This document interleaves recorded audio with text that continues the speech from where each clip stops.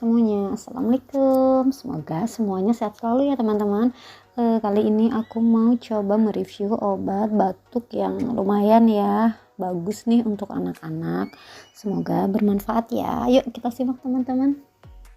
Ya, di sini ada Comtusi Strawberry, yaitu Comtusi yang mengandung obat oxomimazin dan guaifenesin.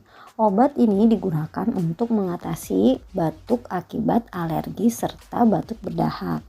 Obat ini juga merupakan kombinasi oxomimazin yang merupakan antihistamin dan guaifenesin yang dapat berfungsi sebagai pengencer dahak. Untuk Comtusi Strawberry ini kemasannya sekitar 60 ml, rasanya strawberry. Kalau misalkan untuk obat-obat ini bisa pakai resep dokter ya teman-teman.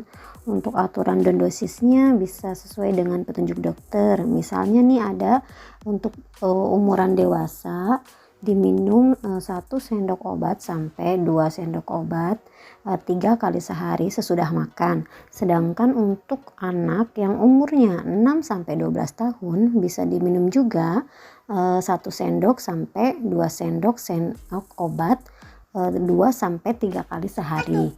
Sedangkan untuk anak-anak yang usia 2 sampai 6 tahun bisa diminum 1 sendok obat saja, bisa 2 kali sampai 3 kali sehari.